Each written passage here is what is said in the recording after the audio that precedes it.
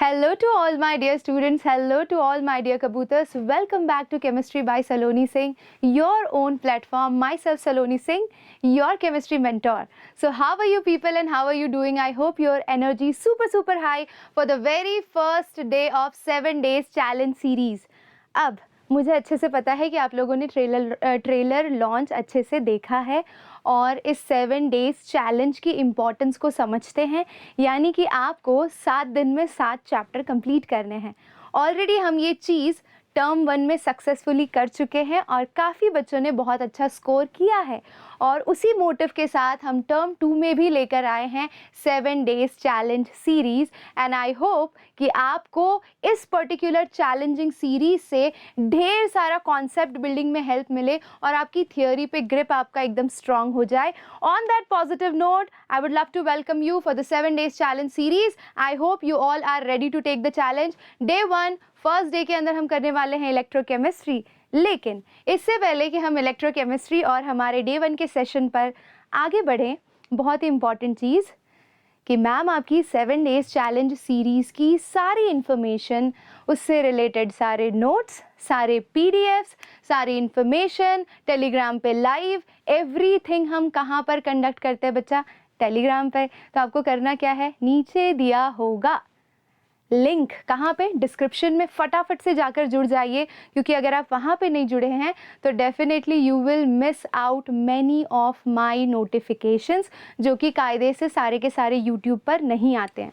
अच्छा, दूसरी इम्पॉर्टेंट बात, लिंक में डिस्क्रिप्शन में आपको एक और लिंक दिया होगा, वो होगा सलोनी सिंह केमिस्ट्री एप्लीकेशन का।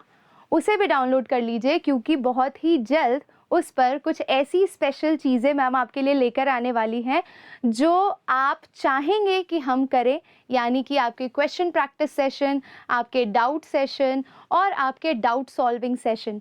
तो ये सारी चीज़ें भी हम धीरे धीरे इंट्रोड्यूस करेंगे। बट पहले शुरू करते हैं हमारी थियोरी को बिल्डअप करना और शुरुआत करते हैं बिना टाइम वेस्ट किए इलेक्ट्रोकेमिस्ट्री का day number 1 and session number 1।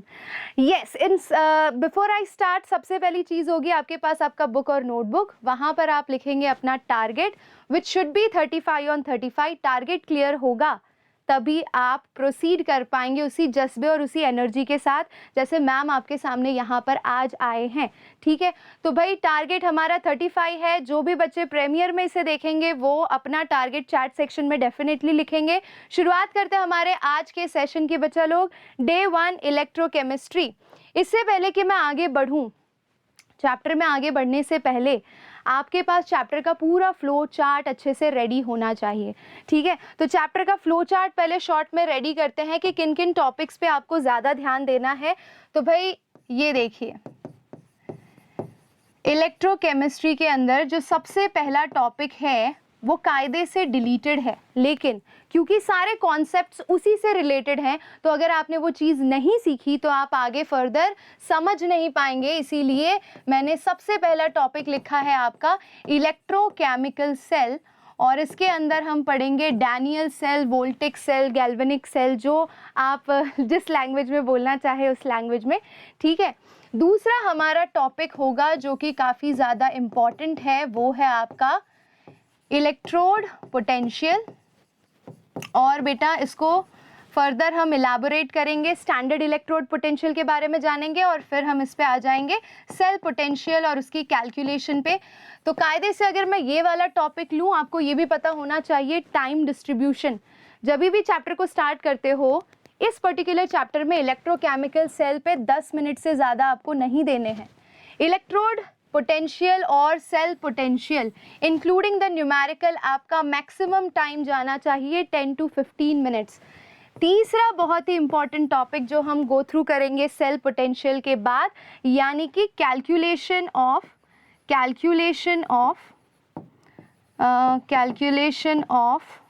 और determination of electrode potential. Electrode potential का डिटर्मिनेशन करेंगे आप, और कैसे निकालेंगे? Using she, standard hydrogen electrode, जिसके अंदर उसका डायग्राम, उसका कंस्ट्रक्शन, सेल रिप्रेजेंटेशन, सारी चीज़ें कवर हो जाएंगी। चौथे टॉपिक पे जब हम मूव करेंगे, that is your Nernst equation. अब हमें इसकी डेरिवेशन में नहीं जाना है क्योंकि ये एक वन शॉट सीरीज़ है, तो हम डेरिवेशन में नहीं घुसेंगे, हम सीधा क्या करेंगे, नर्स्ट इक्वेशन की जो मेन फॉर्मूला है उसको देखेंगे, उसके अंदर वैल्यूज़ कैसे प्लेस करनी है वो देखेंगे। और इस पर्टिकुलर कॉन्सेप्ट के लिए भी मैक्सिमम अगर थ्योरी बेस्ड ही कर रहे हैं, वैल्यू प्लेस करना ही सीख रहे हैं, तो 10 से 15 मिनट से ज़्यादा यहाँ पर भी नहीं जाने चाहिए, यहाँ भी मैक्सिमम 10 मिनट्स। वो टाइमर मेरे पे भी लागू होता है, मुझे भी उसे उतनी ही देर में कवर अप करना है बिना टाइम वेस्ट किए।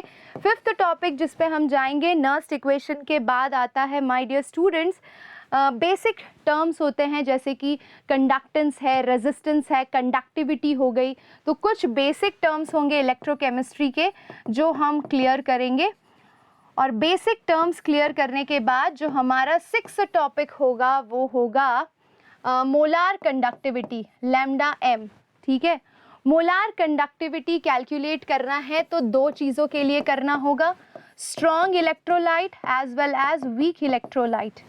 ठीक है, ये दोनों टॉपिक बहुत ज़्यादा इंपॉर्टेंट है, 3 मार्क का क्वेश्चन आता है और डेफिनेटली इस सेगमेंट में से, यानी 6th टॉपिक और जो आपका 4th टॉपिक है, इसमें से अक्सर क्वेश्चन आते ही आते हैं।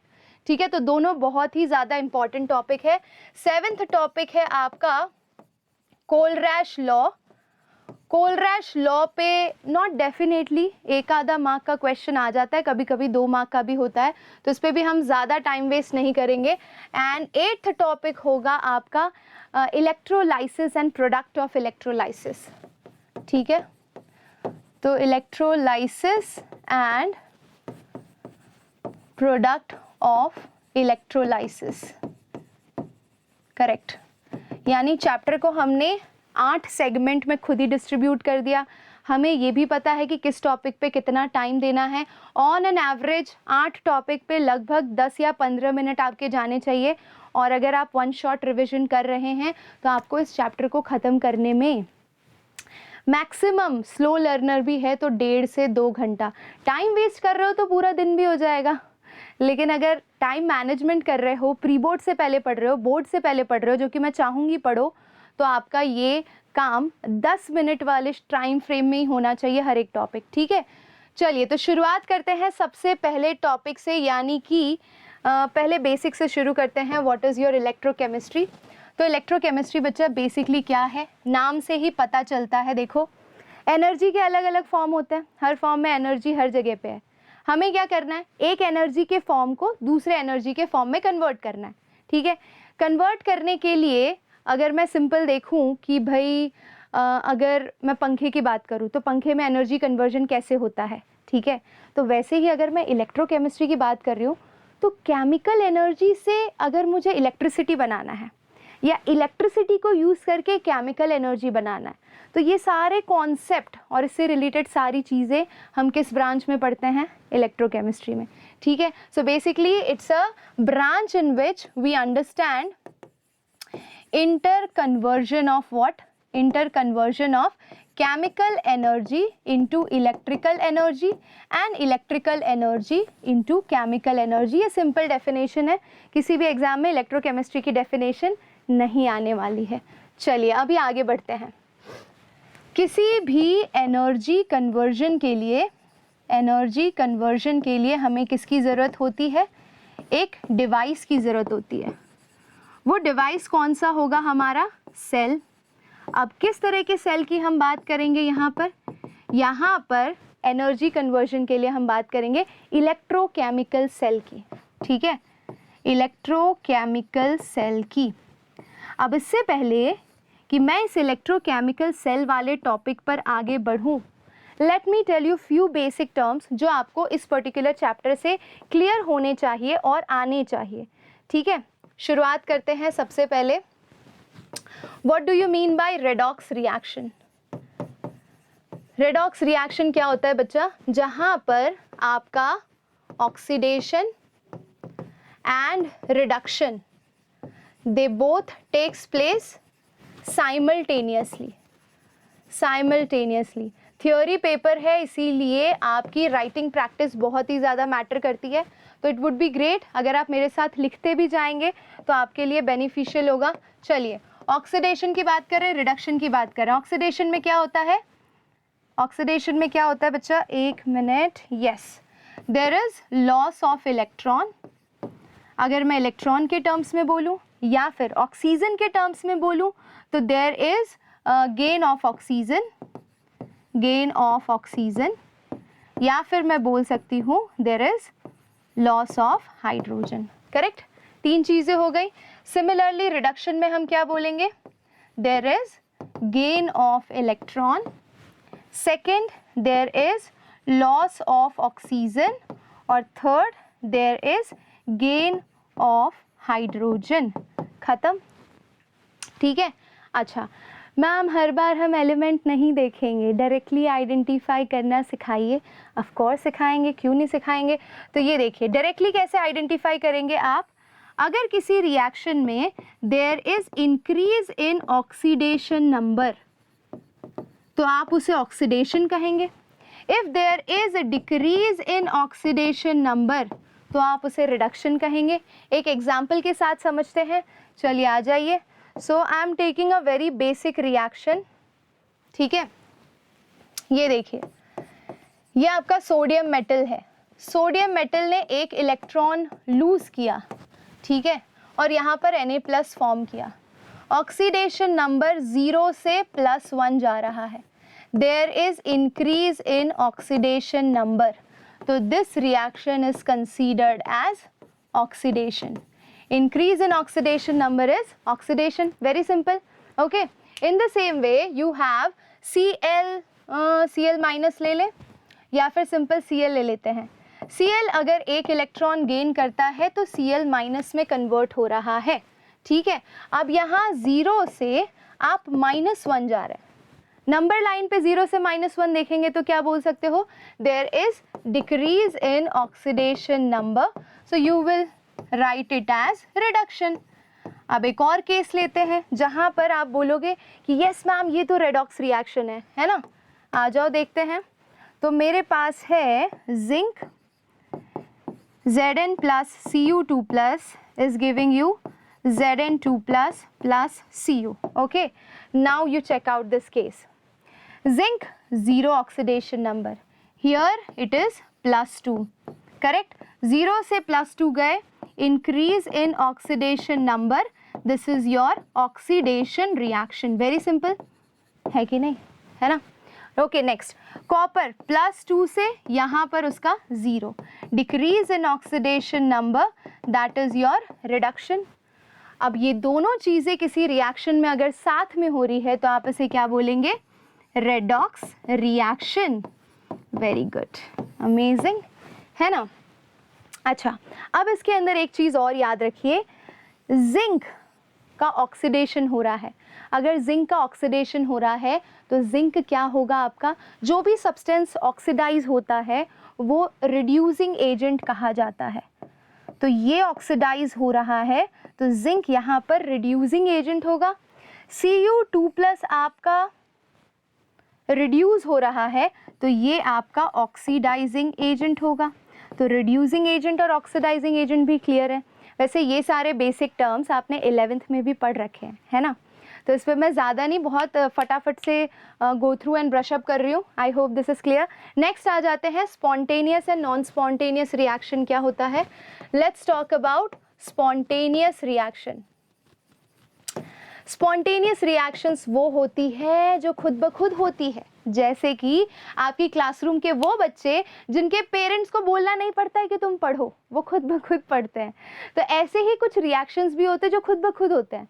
तो दोज आर स्पॉन्टेनियस रिएक्शंस। जैसे कि वाइट फॉस्फोरस है। वाइट फॉस्फोरस को रूम टेम्परेचर पर अगर आपने रख दिया तो उसमें आग लग जाएगी, ठीक है। उसको किसी एक्सटर्नल फैक्टर की ज़रूरत नहीं पड़ती, कोई भी पुशिंग एजेंट की ज़रूरत नहीं पड़ती, तो वो रिएक्शन आपका स्पॉन्टेनियस हो गया। अगर मैं ऐसे ही नॉन स्पॉन्टेनियस रिएक्शंस की बात करूं तो बेस्ट एग्जाम्पल कौन सा होगा, आप लोग स्वयं हो बेस्ट एग्जाम्पल, क्योंकि आपको 7 डेज चैलेंज सीरीज़ की ज़रूरत पड़ी, आपको ढेर सारे मोटिवेशन की ज़रूरत पड़ी, और अभी एक और एक्सटर्नल फैक्टर बाकी है। मम्मी पापा जब तक 2-3 बार पुश नहीं करेंगे तब तक आप पढ़ाई शुरू करने वाले नहीं हो। तो ऐसी बहुत सारी रिएक्शंस होती है जो नॉन स्पॉन्टेनियस होती है, जिसे करने के लिए आपको एक्सटर्नल एनर्जी सप्लाई करनी होती है। Got this one clear? Very good. चलिए, तो ये हो गए कुछ बेसिक टर्म्स। अब आ जाते हैं हमारे इलेक्ट्रोकेमिकल सेल पे। Very important, let's start. वैसे डायग्राम ऑलरेडी बना हुआ है, पर आपको पता है मैम को आपके डायग्राम बनाने में थोड़ा सा मज़ा आता है, तो हम इस डायग्राम को वापस क्रिएट कर लेंगे, कोई दिक्कत नहीं है, ठीक है। और येलो कलर से क्रिएट करते हैं। आ जाओ, देखो, ये पहला डब्बा लिया आपने, ये दूसरा डब्बा ले लिया बच्चों, ठीक है। ग्लास का कंटेनर लीजिएगा और इसके अंदर आप रॉड प्लेस कर दीजिए। किसकी रॉड प्लेस करोगे? है जी, लो, ये पहला रॉड और ये दूसरा रॉड प्लेस किया, ठीक है। अब क्या करोगे, जिस भी सब्सटेंस का रॉड लिया है ना, मान लो ये जिंक की रॉड है, तो यहाँ पर 1 मोलार जिंक सल्फेट भर दो। ये आपका अगर कॉपर का रॉड है तो यहाँ पर 1 मोलार कॉपर सल्फेट भर दो, ठीक है। जो भी रॉड होगा उससे रिलेटेड उसका इलेक्ट्रोलाइट लेना है। अब इसको कनेक्ट कर देना है, आपके पास की होनी चाहिए, और यहाँ पर वोल्टामीटर कनेक्ट करेंगे आप, और इस तरीके से आपका अरेंजमेंट कंप्लीट है।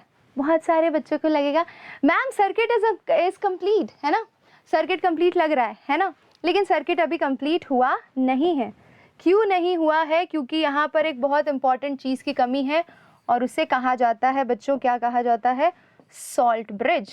ये लीजिए, ये बना दिया आपकी मैम ने, सॉल्ट ब्रिज। ओके, चलिए अब एक एक करके सबकी इम्पॉर्टेंट फंक्शनिंग समझते हैं, कैसे ये काम करता है, ठीक है। ये साइड आपने ले लिया है एनोड। एनोड यहाँ पर नेगेटिवली चार्ज है। ये साइड है आपका कैथोड। कैथोड बच्चा आपका पॉजिटिवली चार्ज है, ठीक है। अब देखो ज़रा ध्यान से, पहले तो याद कैसे रखोगे, है ना, एनोड पॉजिटिव कैथोड नेगेटिव या वाइस वर्सा, कैसे याद रखोगे? बड़ा सिंपल है। तो हम एक ट्रिक यूज़ कर लेते हैं। ट्रिक ट्रिक ट्रिक ट्रिक क्या है बच्चों? Loan, LOAN। What is loan? L stands for left side, O stands for oxidation, A stands for your anode, and N stands for negative. Correct? है ना? तो left side पे जो आपकी rod है उस पर हमेशा क्या होगा? ऑक्सीडेशन। उसका नाम एनोड होगा और उसका सिंबल नेगेटिव होगा। वेरी सिंपल, क्लियर हो गया? चलिए, बहुत ही बढ़िया। अब ज़रा एनोड साइड पे देखते हैं, जिस भी सब्सटेंस का ऑक्सीडेशन होता है तो रिएक्शन कैसी होगी। Let's pay attention. ये है आपका जिंक का रॉड, ठीक है। जिंक का रॉड अगर ऑक्सीडेशन करेगा तो इट विल लूज इलेक्ट्रॉन। इस तरीके से जिंक अगर अपनी सरफेस से इलेक्ट्रॉन लूज करता है तो वो सोल्यूशन में जाएगा। किस फॉर्म में? Zn2+ के फॉर्म में। अब इसके पास क्या बचता है मैम? इसके पास 2 इलेक्ट्रॉन बचते हैं। ये 2 इलेक्ट्रॉन अभी रॉड के ऊपर हैं, ठीक है। अब ये रॉड के थ्रू एक्सटर्नल सर्किट को वो ट्रैवल करके इस सरफेस पर आ गया है, ठीक है। तो ये आपका एनोड का रिएक्शन हो गया बच्चा। अब कैथोड पे सोचिए क्या होगा।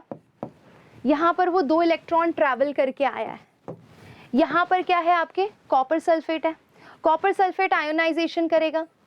CuSO4 will give you Cu2+ plus SO4 2-। Correct? यानी कि सोल्यूशन के अंदर ऑलरेडी Cu2+ आयन प्रेजेंट है, ठीक है। आ जाओ देखते हैं। ये रहा आपका Cu2+। अब ये Cu2+ जैसे ही देखेगा मेरे पास 2 इलेक्ट्रॉन अवेलेबल है, उसको फट से एक्सेप्ट करेगा। तो Cu2+ is going to accept that 2 electron and get converted to copper। समझ आ गया? ठीक है। इस तरीके से आपका पूरा ये जो डैनियल सेल है, इलेक्ट्रोकेमिकल सेल का ही एक पार्ट है। इसे Daniel cell, galvanic cell, voltaic cell, जो कहना चाहो कह सकते हो। इसकी बेसिक फंक्शनिंग समझना बहुत ही ज़्यादा ज़रूरी है। इन शॉर्ट मेरे पास 2-3 इन्फॉर्मेशन निकल के आई। पहली ये कि इलेक्ट्रॉन फ्लो का डायरेक्शन एनोड से कैथोड है। दूसरी इन्फॉर्मेशन, जिस डायरेक्शन में इलेक्ट्रॉन फ्लो करता है उसके ऑपोजिट डायरेक्शन में करंट फ्लो करता है। तो current is flowing from cathode to anode. Very good. अगर ये प्रोसेस लगातार इसी तरीके से होती रही बच्चा, तो क्या होगा, ये जिंक का रॉड आपका कैसा हो जाएगा, थिन हो जाएगा, पतला हो जाएगा। इस पे लगातार इसी तरीके से कॉपर डिपॉजिट होता रहा तो ये रॉड कैसा हो जाएगा आपका, थिक हो जाएगा। ठीक है, अब आप बोलोगे मैम सब कुछ तो समझ आ रहा है, बस एक चीज़ समझ नहीं आ रही कि बीच में सॉल्ट ब्रिज क्या कर रहा है ना बेटा। तो सॉल्ट ब्रिज सबसे इंपॉर्टेंट काम क्या कर रहा है, पहला वो क्या कर रहा है, सर्किट को कंप्लीट कर रहा है। तो इट कंप्लीट द सर्किट। और दूसरा एक बहुत ही इंपॉर्टेंट इसका फंक्शन है जो हम नेक्स्ट स्लाइड पर देखने जाएंगे। ठीक है, यहाँ तक सारे पॉइंट्स क्लियर हैं। ये हो गया आपका एनोड एंड कैथोड का reaction. Final reaction will be like this, Zn plus Cu2 plus gives Zn2 plus plus Cu। Finish. आ जाओ नेक्स्ट स्लाइड पे चलते हैं। ऐड की हुई है, हाँ जी। चलिए ये पॉइंट भी आपको एक्सप्लेन करना है, बट हम इस साइड से स्टार्ट करते हैं पहले। ओके, तो आपके लिए इजी रहेगा। सो वी वर डिस्कसिंग, क्या डिस्कस कर रहे थे हम, क्या कर रहे थे भैयों, हाँ जी, हाँ, इट कंप्लीट्स द सर्किट। दूसरा मेन फंक्शन है, it maintains the electrical neutrality. It maintains the electrical neutrality of cell. अब ये क्या है मैम, चलो बताती हूँ, ध्यान से देखो। अगर मेरा वाला डायग्राम जूम इन करके वापस देखोगे यहाँ पर, तो क्या पता चल रहा है यार, सोल्यूशन पूरी तरीके से पॉजिटिवली चार्ज हो गई है, ढेर सारा zinc Zn2 plus ion solution में आ गया, और रॉड आपकी नेगेटिवली चार्ज हो गई है, ढेर सारा इलेक्ट्रॉन उसके ऊपर बैठा हुआ है। ठीक है, तो यहाँ पे क्या हो रहा है, इसकी वजह से आफ्टर सम टाइम आपका सेल वर्क करना बंद कर देगा। ठीक है, क्योंकि पॉजिटिव आयन अगर यहाँ ज़्यादा होंगे तो पॉजिटिव नेगेटिव को अट्रैक्ट करता है, ये इलेक्ट्रॉन को मूव करके इस साइड पे नहीं जाने देगा और आपका सेल फंक्शनिंग स्टॉप हो जाएगा। तो उस चीज़ को अवॉइड करने के लिए हमारे पास है ये सॉल्ट ब्रिज। सॉल्ट ब्रिज में क्या है बच्चा, अगर जेल यानी ये एक जिलेटिन जैसा मटेरियल होता है, किससे जनरेट किया जाता है, तो पहले हम ले लेते हैं KCl या फिर NH4Cl। नमक है, KCl या NH4Cl, पानी में डाला, घोला आपने, मस्त सोल्यूशन मिल गया। अब इस सोल्यूशन को जिलेटिन के साथ उबाल दो तो वो पूरा जेली फॉर्म में आ जाएगा। जेली को इस ट्यूब में भर देते हैं। जब भी ये चार्ज सेपरेशन ज़्यादा होता है, वहाँ से Zn2 प्लस के आयन को न्यूट्रलाइज करने के लिए Cl माइनस आयन आता है, उसको न्यूट्रलाइज कर देता है, सेल फिर से उसी तरीके से काम करने लगता है। That's all, very simple. Okay, तो इस पर अभी हम ज़्यादा टाइम नहीं निकालेंगे, इधर तक आपको बातें समझ में आ गई होंगी होपफुली। अब नेक्स्ट आ जाते हैं जहाँ से क्वेश्चन आ सकता है, एंड दैट इज़, ये डायग्राम आपकी NCERT का ही है, सिंपल डैनियल सेल है। ठीक है, हम क्या करेंगे अभी इस डैनियल सेल में, एक और चीज़ बताती हूँ, ये देखो इस साइड पे ऑक्सीडेशन हो रहा है।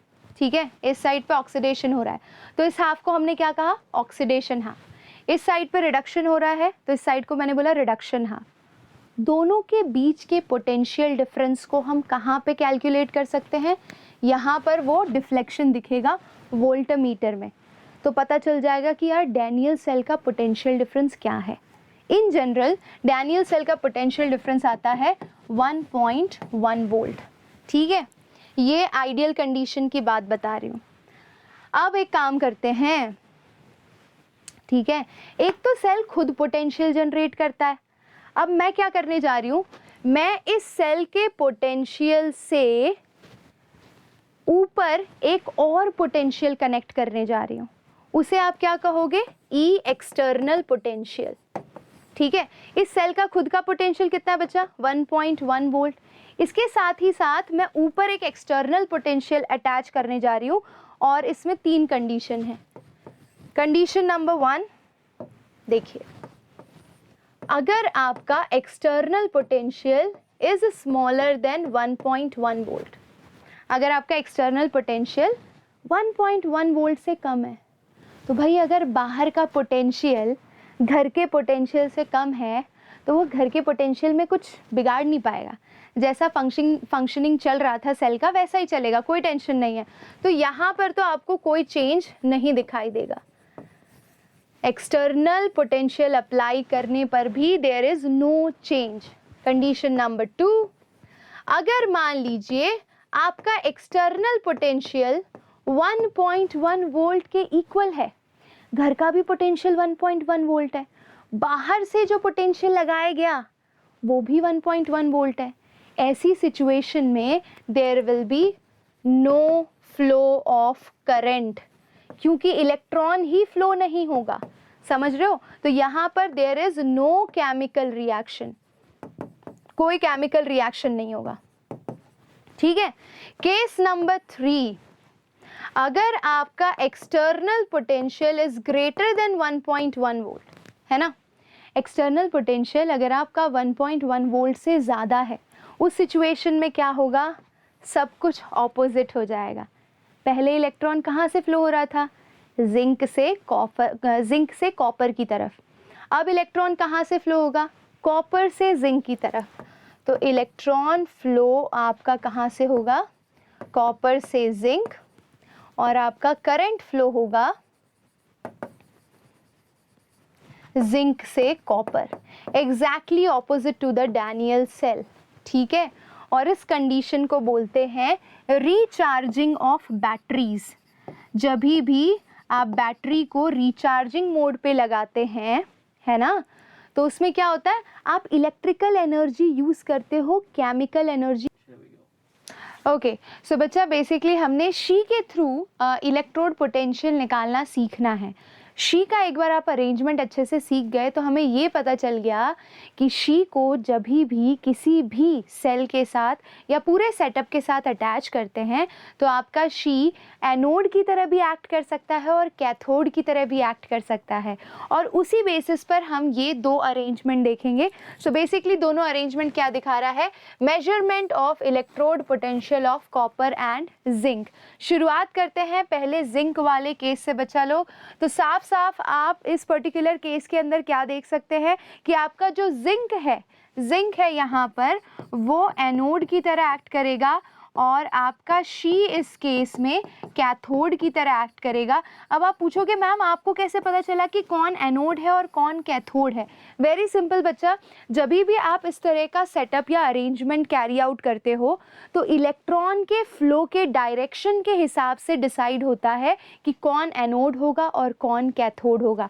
एक बार हमने जिंक को एनोड पे रख के देखा, एक बार शी को एनोड पे रख के देखा, तो जिस केस में आपके वोल्ट मीटर पे डिफ्लेक्शन दिखाई देगा वो पोजीशन करेक्ट कंसीडर की जाएगी।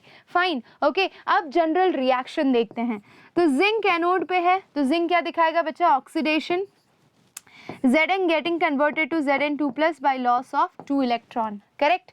अब यहाँ पर 2H+ is going to accept that 2 electron to get converted to H2 gas. ये हो गया आपका reaction and then you are getting this and this is getting cancelled. Zn plus 2H+ giving you Zn2+ plus H2. अब आप बोलोगे ma'am आपने तो पूरा अरेंजमेंट करके दिखाया है, लेकिन इसके अंदर हम जिंक का रिडक्शन पोटेंशियल कैसे फाइंड आउट करेंगे? बहुत ही सिंपल है। वी नो द फॉर्मूला बच्चा। फॉर्मूला क्या है? E naught of cell is equals to E naught of cathode minus E naught of anode, correct? अब क्योंकि आपने ये दोनों अरेंजमेंट्स को कनेक्ट किया है तो आपको यहाँ पर वोल्ट मीटर में कोई डिफ्लेक्शन दिखेगा। जो भी वोल्ट मीटर में आपको डिफ्लेक्शन दिखेगा वो होगा आपका E naught of the cell. Zinc के केस में E naught of the cell की वैल्यू आएगी आपकी 0.76 वोल्ट, करेक्ट? अब देखिए कैथोड पे आपने क्या ले रखा है, शी। कैथोड पे शी है, शी का वोल्टेज 0.0 वोल्ट होता है एंड एनोड का आपको निकालना है, यानी कि Zn2+ getting converted to zinc. इसकी वैल्यू आपको निकालनी है। तो वैल्यू क्या आई? E naught Zn2+, Zn is equals to 0.1 minus 0.76 volt. इस तरीके से आप किसी भी सेटअप का रिडक्शन पोटेंशियल निकाल सकते हैं। बहुत ही सिंपल है, बिल्कुल डरने वाली बात ही नहीं है। वैसे ही सेम वे में हम ट्राई करते हैं कॉपर के केस के लिए।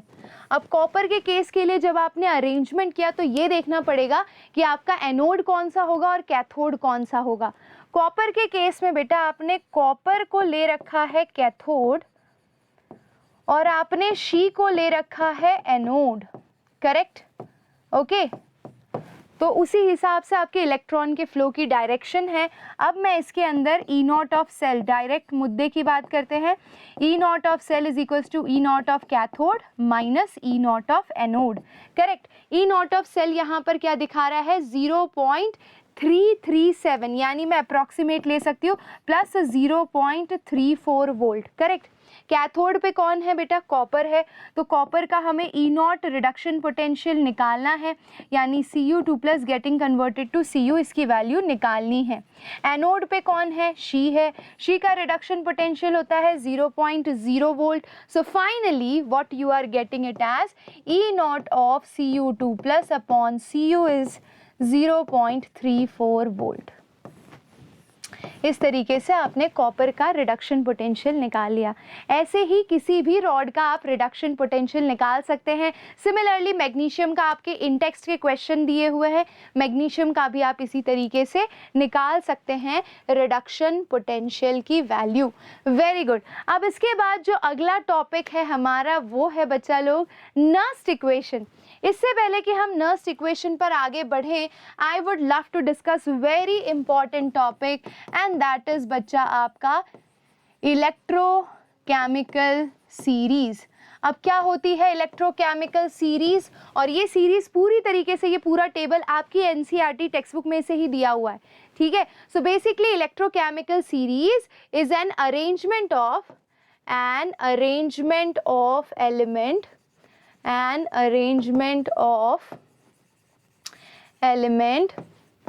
based on decreasing value of reduction potential, है ना? जब आप एलिमेंट्स को उनके decreasing value of reduction potential के बेसिस पे अरेंज करते हैं एक टैब्यूलर फॉर्म में, तो उसे हम कहते हैं electrochemical series. Arrangement of elements based on decreasing value of reduction potential. खत्म। स्टेटमेंट सारे बच्चों को क्लियर है? अब सुनो, अब आप बोलोगे मैम क्या ये पूरी टेबल याद रखनी है? नहीं। आपको वैल्यूज़ याद रखनी है? नहीं। लेकिन आपको क्या पता होना चाहिए कि किस तरीके से इन वैल्यूज़ को आप जज करते हैं, आइडेंटिफाई करते हैं, और इस सीरीज़ से आपको क्या क्या बेनिफिट्स मिलते हैं, क्या क्या चीज़ें फाइंड आउट कर सकते हैं। तो ये सीरीज़ बच्चा सबसे पहले हेल्प करती है, इलेक्ट्रोकेमिकल सीरीज़ हेल्प करती है, it helps to find out oxidising and reducing power of an element, oxidising power या फिर reducing power of elements, correct? अब ये कैसे हेल्प करेगी? तो ऊपर से नीचे देखोगे तो आपकी वैल्यू डिक्रीज हो रही है, यानी ज़्यादा नेगेटिव जा रही है। एक सिंपल फंडा याद रखना, यहाँ पर मैं लिख देती हूँ, वैल्यू जितनी ज़्यादा पॉजिटिव होगी, I would love to take decent colour, ठीक है? पॉजिटिव वैल्यू जितनी ज़्यादा होगी रिडक्शन पोटेंशियल की, उतना वो सब्सटेंस इजीली रिड्यूस होगा, और जो सब्सटेंस इजीली रिड्यूस होगा उसका वो एक बहुत ही अच्छा ऑक्सीडाइजिंग एजेंट होगा, या फिर मैं ये बोल सकती हूँ कि it possess high oxidising power, correct? उसका ऑक्सीडाइजिंग पावर ज़्यादा होगा। जितनी वैल्यू ज़्यादा पॉजिटिव होगी उतना ऑक्सीडाइजिंग पावर ज़्यादा होगा, उतना रेडिली वो रिड्यूस होगा। तो सबसे आसानी से कौन रिड्यूस होगा? तो I can see fluorine in the table, उसका रिडक्शन पोटेंशियल वैल्यू है 2.87 वोल्ट, हाईएस्ट पॉजिटिव वैल्यू है, इसीलिए हम कह सकते हैं कि ये इजीली रिड्यूस होगा और ये सबसे पावरफुल ऑक्सीडाइजिंग एजेंट है, सबसे पावरफुल ऑक्सीडाइजिंग एजेंट है। अगर ऐसे ही मैं रिड्यूसिंग एजेंट की बात करूं बच्चा, तो let's take up the example of और the case of lithium. Li plus से Li में कन्वर्ट हो रहा है, इसकी वैल्यू नेगेटिव में है -3.05, ठीक है, वैल्यू आपकी जितनी ज़्यादा नेगेटिव होगी उतना ही वो सब्सटेंस इजीली ऑक्सीडाइज होगा। जो सब्सटेंस इजीली ऑक्सीडाइज होगा वो एक बहुत ही बेहतरीन रिड्यूसिंग एजेंट कहलाएगा और उसका रिड्यूसिंग पावर हाई होगा। समझ गए? ओके, तो ये वैल्यूज़ अगर आपको क्लियर हैं तो आप इस सीरीज़ को अच्छे से रीड करके उस पे से कंक्लूजन निकाल सकते हो। अगर आपसे कोई पूछे एग्जाम के अंदर कि ब्रोमीन और फ्लोरीन में से ज़्यादा स्ट्रॉन्ग ऑक्सीडाइजिंग एजेंट कौन सा है, तो आंसर क्या होगा? आपका आंसर होगा फ्लोरीन। क्यों? क्योंकि उसका रिडक्शन पोटेंशियल ज़्यादा पॉजिटिव है, ब्रोमीन का रिडक्शन पोटेंशियल लेस पॉजिटिव है, यानी वैल्यू छोटी है उसकी। ठीक है, तो उसी हिसाब से आपको आंसर करना है। पहला पॉइंट एकदम क्लियर है। अब दूसरे मुद्दे पर आगे बढ़ते हैं। तो second most important thing is it helps in calculation of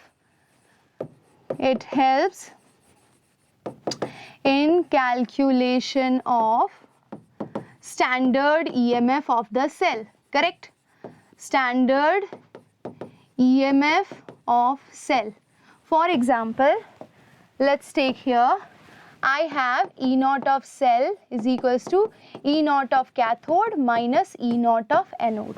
ठीक है बच्चा, अब मुझे डिसाइड करना है कि भाई कौन सा केस लूँ। फॉर एग्जाम्पल अगर मेरे पास जिंक है, जिंक की वैल्यू है बेटा, यहाँ पर देखिए, जिंक का रिडक्शन पोटेंशियल दिया है Zn2 प्लस से Zn, that is minus 0.76 volt, and E naught of Cu2 plus by Cu is given to you as plus 0.34 volt. आपको क्या निकालना है? E naught of cell. कैसे निकालोगे? तो इसके लिए पहले ये पता होना चाहिए कि कौन इसके अंदर ऑक्सीडाइजिंग एजेंट है और कौन इसके अंदर रिड्यूसिंग एजेंट है, या फिर कौन ऑक्सीडाइज हो रहा है, कौन रिड्यूस हो रहा है, कौन एनोड है, कौन कैथोड है। याद रखना, वैल्यू नेगेटिव यानी वो इजीली ऑक्सीडाइज होगा, वैल्यू पॉजिटिव यानी वो सब्सटेंस इजीली रिड्यूस होगा। जिसकी वैल्यू जितनी ज़्यादा पॉजिटिव होगा उतना इजीली वो रिड्यूस। तो बेसिकली हम वेट कर रहे थे इस एग्जाम्पल का, क्योंकि मुझे अच्छे से पता है कि आप इस एग्जाम्पल में गलती करेंगे। चलिए आ जाइए, इस एग्जाम्पल को ध्यान से देखते हैं। मुझे यहाँ पर आपको पूरा अरेंजमेंट समझाना है कि किस तरीके से इस पर्टिकुलर इक्वेशन को और इसकी वैल्यूज़ को हम इस पर्टिकुलर इक्वेशन में पुट करेंगे ताकि हमारा आंसर एब्सोल्युटली करेक्ट आए। दूसरी इंपॉर्टेंट बात, एग्ज़ाम में आपको लॉग टेबल प्रोवाइड नहीं किया जाएगा, आपको लॉग की वैल्यूज़ एग्जामिनेशन में दे दी जाएंगी, लॉग टेबल प्रोवाइड नहीं किया जाएगा। तो आपका प्रॉब्लम तो सॉल्व है, आपको सिर्फ वैल्यू जो दी होगी उसको पुट करके कैलकुलेशन करना होगा। हालांकि कैलकुलेशन के लिए टेंशन मत लो, मैम आपके लिए एक स्पेशल बैच लेकर आ रहे हैं एक्सक्लूसिवली ऑन केमिस्ट्री बाय सलोनी सिंह का खुद का एप्लीकेशन, और वहाँ पर हम ढेर सारे न्यूमेरिकल सॉल्व करेंगे इस पर्टिकुलर चैप्टर से। तो चलिए पहले प्लेसमेंट देखते हैं कैसे सॉल्व करेंगे। ये देखिए, तो E cell is equals to E naught of cell minus 0.059 upon N here is number of electron। अब number of electron कैसे जज करेंगे आप, मैं आपको यहाँ पर लिख के दिखाती हूँ। इस पर्टिकुलर रिएक्शन में 2Al3 प्लस किस में कन्वर्ट हो रहा है? 2Al3 प्लस 3Ni2 प्लस, उल्टा कुछ तो गड़बड़ कर दी है इक्वेशन के अंदर बच्चों। क्या गड़बड़ की है ज़रा देखिए ध्यान से। 2Al plus 3Ni2 plus, yes I think ये गड़बड़ है। 2Al plus 3Ni2 plus gives 2Al3 plus. Okay, तो दिस वाज द मिस्टेक, जल्दी जल्दी में कर दिया। आ जाओ, कोई दिक्कत नहीं है, देखिए ध्यान से। 2Al is getting converted to 2Al3 plus. Oxidation हो रहा है बच्चा, ऑक्सीडेशन हो रहा है तो कितने आयंस का एक्सचेंज हुआ? 3 2 6, यानी प्लस 6 इलेक्ट्रॉन्स का लॉस हो रहा है यहाँ पे। अगर 6 इलेक्ट्रॉन्स का लॉस हो रहा है, अब ये Ni2 प्लस को देखिए, 3 2 6 यानी 6 इलेक्ट्रॉन्स ये गेन करेगा, यानी n फैक्टर यहाँ पर 6 होगा। ठीक है। डैनियल सेल के केस में आपका जो n फैक्टर था वो 2 था, क्योंकि जिंक 2 इलेक्ट्रॉन लूज कर रहा था और कॉपर 2 इलेक्ट्रॉन एक्सेप्ट कर रहा था। इस केस में आपका n फैक्टर 6 हो गया, log टू द बेस 10। अब आपका ऑक्सीडाइज्ड आयन कौन सा है, किसका ऑक्सीडेशन हो रहा है बच्चों, एल्यूमिनियम का, तो ये Al3+। इसके ऊपर क्या लिखोगे, इसका कोफिशिएंट जो कि आएगा 2। नीचे क्या आएगा बच्चों, निकल आएगा आपका, निकल विथ +2 चार्ज और उसका कोफिशिएंट हो गया 3। उन दोनों की जो भी वैल्यू दी होगी कॉन्सेंट्रेशन की एग्जामिनेशन में, वो वैल्यूज प्लेस करके आपको क्वेश्चन सॉल्व करना होगा, वेरी सिंपल। ओके, अब थोड़ा और आगे बढ़ते हैं, let's take up the next case. अगर आप यही चीज़ हम देख लेते हैं स्लाइड के अंदर आगे बारीकियों के साथ, ठीक है। ये टॉपिक अब हम कवर करेंगे, लेकिन उससे पहले हमारा सिंपल इक्वेशन देखते हैं। Zn plus Cu2 plus gives Zn2 plus Cu। इस केस में देखिए E cell will be equals to E naught of cell minus 0.059। n factor क्या हो जाएगा 2, log टू द बेस 10।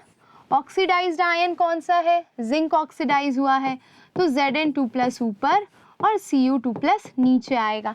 आप बोलोगे मैम बाकी दो एलिमेंट्स जो सॉलिड स्टेट में है उनका क्या करें हम, तो जो सॉलिड स्टेट में बेटा उनकी कॉन्सेंट्रेशन हमेशा नर्स्ट इक्वेशन में यूनिटी होती है। Substance in solid state their concentration is unity. और अगर आपका कोई substance is in gaseous phase, तो आप फिर उसका कॉन्सेंट्रेशन ना लेकर उसका प्रेशर लेते हैं, प्रेशर में एक्सप्रेस करते हैं उसको। तो यहाँ पर ये सब एक्वस फेज में है, इसीलिए इनका कॉन्सेंट्रेशन मेंशन किया है। सॉलिड स्टेट में होता तो कॉन्सेंट्रेशन 1 होता, गैशियस फेज में होता तो हम उसका प्रेशर लेते हैं। फाइन, ओके, चलिए, तो ये चीज़ क्लियर हो गई। अब आ जाते हैं अगले टॉपिक पे, इक्विलिब्रियम कांस्टेंट। ये क्या होता है बच्चों, तो that is basically Kc and Nernst equation, दोनों को कनेक्ट करेंगे हम, वेरी सिंपल। देखिए एट इक्विलिब्रियम हो क्या रहा है, जैसे जैसे रिएक्शन आगे प्रोसीड करेगी हमें ये पता है कि E naught of cell is equals to E naught of cathode minus E naught anode anode होता है। धीरे धीरे एक टाइम ऐसा आएगा बच्चा, हमें पता है कि कैथोड पे जो रिडक्शन पोटेंशियल की वैल्यू होती है वो ज़्यादा पॉजिटिव होती है, और एनोड पे जो रिडक्शन पोटेंशियल की वैल्यू होती है वो उससे छोटी होती है या नेगेटिव होती है। ठीक है, ये हमने सीख लिया है। तो अब जैसे जैसे रिएक्शन फर्दर प्रोसीड करेगी, ये कैथोड की रिडक्शन पोटेंशियल की पहले सिचुएशन देखिए, कैथोड ऊपर था, एनोड नीचे था, हम दोनों की वैल्यू को सब्ट्रैक्ट करते थे और ई नॉट सेल निकालते थे। जैसे जैसे रिएक्शन फर्दर प्रोसीड करेगा, कैथोड का रिडक्शन पोटेंशियल नीचे आने लगेगा और एनोड का ऊपर आने लगेगा। एक टाइम ऐसा आएगा जब E naught of cathode and E naught of anode equal हो जाएंगे। इन दैट सिचुएशन क्या होगा, आपका E सेल, स्टैंडर्ड कंडीशन वाला तो कभी ज़ीरो नहीं होने वाला है, आई वुड री राइट इट ओवर हियर। कुछ मेन मुद्दे यहाँ पर लिख लीजिए। At equilibrium concentration of cation at cathode decreases, so reduction potential भी उसका decrease होने लगता है, and concentration of anion at anode increases। ठीक है, तो वहाँ पर या फिर शॉर्ट में लिख दो, ये पॉइंट अगर नहीं भी ऐड करते हो तो हमें इन दोनों मुद्दों से मतलब है। रिडक्शन पोटेंशियल घटता है कैथोड का, and at anode reduction potential increases. तो होगा क्या, आपका E cell will be equals to E of cathode minus E of anode होता है। अगर इसकी वैल्यू डिक्रीज़ हो रही है और इसकी इंक्रीज़ हो रही है तो एक टाइम ऐसा आएगा जब दोनों इक्वल होंगे, एंड हम लिख सकते हैं at equilibrium E cell is equals to 0। Equilibrium पर ई सेल आपका 0 हो जाता है। तो अब नर्स्ट इक्वेशन को आप रीराइट करेंगे। कैसे रीराइट करेंगे, देखिए यहाँ पर ध्यान से। इक्वेशन क्या थी, E cell is equals to E naught of cell minus 2.303 RT by NF log to the base 10 oxidized state ion upon reduced state ion, ठीक है, जिसे हम शॉर्ट में KC भी लिखते हैं। अब एट इक्विलिब्रियम क्या होगा, ई सेल आपका 0 हो जाएगा। तो the new equation will be E naught of cell is equals to 2.303 RT by NF log to the base 10 of KC। ये पूरी वैल्यू KC की तरह काउंट होगी। Getting it? अब इनकी कांस्टेंट वैल्यूज अगर प्लेस कर दोगे तो E naught of cell is equals to 0.059 by n log to the base 10 of Kc। Now this equation again you can use to calculate Kc। Kc निकालना है, log उधर चला जाएगा, एंटी लॉग के टर्म्स में आपका आंसर निकलेगा। तो ये अनदर इम्पॉर्टेंट रिएक्शन जो आपको याद रखना है इस पर्टिकुलर चैप्टर के अंदर एक क्वेश्चंस और न्यूमेरिकल्स को सॉल्व करने के लिए। अगला आ जाते हैं electrochemical cell and Gibbs energy of the reaction. What is Gibbs energy? Gibbs energy is my dear students delta G. चलिए अभी इसको देखते हैं डेल्टा जी कैसे कैलकुलेट करेंगे। तो इसके लिए ज़रूरी है कि भाई इलेक्ट्रिकल वर्क डन की बात करते हैं। Electrical work done is equals to potential difference into charge, ठीक है। अगर इलेक्ट्रिकल वर्क डन निकालना है तो that is equals to potential difference into charge. Potential difference क्या हो गया आपका, ई सेल हो गया, और चार्ज क्या होगा बेटा, तो चलिए देखते हैं। मान लीजिए ये कंडक्टर है, इसके अंदर से क्या फ्लो हो रहा है, 1 मोल ऑफ इलेक्ट्रॉन फ्लो हो रहा है, ठीक है। 1 मोल इलेक्ट्रॉन का चार्ज कितना होता है, तो 1 mole of electron carries 96500 coulomb of charge. 1 mole electron का अगर इतना चार्ज होता है बच्चा, तो इसी वैल्यू को हम कहते हैं 1 फैरेड। लेकिन हमें अच्छे से पता है कि किसी भी कंडक्टर में ज़रूरी नहीं है कि हमेशा 1 मोल इलेक्ट्रॉन ही फ्लो होगा, n मोल्स भी फ्लो हो सकते हैं। So we can write it here कि charge flowing through conductor, flowing through any conductor, flowing through conductor is equals to n, where n stands for number of moles and f is the charge of 1 mole of electron, यानी कि NF। Okay, तो यहाँ पर हम NF लिख लेते हैं। Okay, तो ये हो गया आपका इलेक्ट्रिकल वर्क डन। अभी अगर आपका रिएक्शन स्पॉन्टेनियस चाहिए, सो फॉर स्पॉन्टेनियस रिएक्शन आपका डेल्टा जी कैसा आता है बच्चों, नेगेटिव आता है। This negative delta G is equals to electrical work done. तो अगर मुझे डेल्टा जी निकालना है तो I can rewrite it as work done is equals to NF E cell. तो I can write NF E cell और इसके साथ नेगेटिव लगा के ये मेरा इक्वेशन हो गया। ये नॉर्मल कंडीशन में। अगर आपको स्टैंडर्ड कंडीशन में फाइंड आउट करना है तो अंडर स्टैंडर्ड कंडीशन यही रिएक्शन क्या हो जाएगी, delta G naught is equals to minus NF, फिर यहाँ पे ई नॉट सेल होगा। जब ई सेल निकाल रहे हो तो डेल्टा जी निकालना, जब ई नॉट सेल की वैल्यू रख रहे हो तो delta G not standard condition में वैल्यू मिलेगी। इसमें कई सारे बच्चे गलती कर देते हैं। देखो क्वेश्चन में स्टैंडर्ड वैल्यू दी है या नॉर्मल वैल्यू दी है और उसके हिसाब से कैलकुलेशन करो, दोनों अलग अलग फॉर्मूलाज हैं। I hope I made you very very clear and this concept is also done.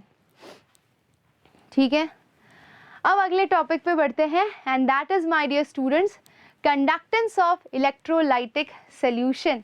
इससे पहले कि हम इलेक्ट्रोलाइटिक सॉल्यूशन पे आगे बढ़ें, let's talk about conductors. Conductors क्या होते हैं? Any substance which allow heat and electricity to pass through it, they are conductors.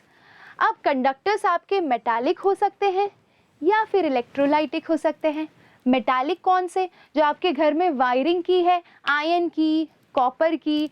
और इलेक्ट्रोलाइटिक कौन से? तो नमक का पानी सोचो, नमक का पानी एक इलेक्ट्रोलाइट है और इलेक्ट्रोलाइट भी इलेक्ट्रिसिटी कंडक्ट करता है। समझ गए? ओके, तो दोनों में फटाफट से डिफरेंस देख लेते हैं। मेटालिक कंडक्टर्स इलेक्ट्रिसिटी कंडक्ट करते हैं due to movement of electrons. ये किसकी वजह से करते हैं बच्चों? मूवमेंट ऑफ आयंस की वजह से। करेक्ट। मेटालिक कंडक्टर्स के अंदर there is no change in chemical composition, सिर्फ इलेक्ट्रॉन मूव होता है, there is no change in chemical composition. यहाँ पे आपका पूरा केमिकल कॉम्पोजिशन डिस्टर्ब हो जाता है। NaCl आपने पानी में डाला, Na+ अलग भागेगा, Cl- अलग भागेगा, पूरा सोल्यूशन का केमिकल कॉम्पोजिशन चेंज हो जाएगा। So there is change in chemical composition. इसके अंदर हम क्या बोल सकते हैं? There is no such transfer of matter, no transfer of matter takes place as such. Electron का मास बहुत ही लाइट है, यहाँ पे complete transfer of matter, complete transfer of matter takes place. Correct, क्योंकि आयन की मूवमेंट की वजह से ही इलेक्ट्रिसिटी कंडक्ट हो रही है, तो वो अगर मूव करेंगे तभी आप कह सकते हो कि इलेक्ट्रिसिटी का कंडक्शन पॉसिबल है। ठीक है, जनरली मेटालिक कंडक्टर्स की कंडक्टिविटी हाई होती है, दे हैव हाई कंडक्टिविटी, यानी ज़्यादा इलेक्ट्रिसिटी कंडक्ट करते हैं, ज़्यादा करंट पास करते हैं। ठीक है, अब यहाँ पर there is usually low conductivity. Next बहुत ही important point, according to temperature ये कैसे वेरी करते हैं। सो बेसिकली बेटा मेटालिक कंडक्टर्स में टेम्परेचर बढ़ाने पे मेटालिक कंडक्टर्स की कंडक्टिविटी घट जाती है। Conductivity decreases with increase in temperature. यहाँ पर conductivity increases with increase in temperature। Amazing. चलिए ये पॉइंट भी सारे सॉर्ट आउट हो गए कि भाई मेटालिक और इलेक्ट्रोलाइटिक कंडक्टर्स में क्या वेरिएशन होता है, क्या डिफरेंस होता है। इसे अच्छे से जॉट डाउन कर लीजिए, है ना। अभी तक कोई डर लग रहा है किसी को? नहीं लगना चाहिए। आगे बढ़े, थोड़ा डेकोरेशन कर लेते हैं बच्चा। नोट्स तो सारे कहाँ मिलेंगे? टेलीग्राम में, तो टेलीग्राम में जुड़ना बिल्कुल नहीं भूलना है। आगे बढ़ते हैं, चलिए। Next topic is few basic terms. Resistance पढ़ा हुआ है हमने, कहाँ पे? फिजिक्स में। जब भी करंट फ्लो होता है किसी कंडक्टर के थ्रू, तो उसके रास्ते में जो अवरोध जनरेट होता है, जो उसके रास्ते में ऑब्स्ट्रक्शन जनरेट होता है, उसे कहते हैं हम रेजिस्टेंस। रेजिस्टेंस को कैपिटल R से डिनोट करते हैं। रेजिस्टेंस की SI यूनिट क्या है बच्चों? ओम। ओम को हम और कैसे लिखते हैं? इस तरीके से। पहला टर्म क्लियर है। सेकेंड स्टेटमेंट है बच्चों रेजिस्टिविटी। ये कहाँ से आया? तो according to Ohm's law resistance कहाँ से आया भाई? पहले ही मत लिख दो। तो potential difference is directly proportional to current carried by the conductor.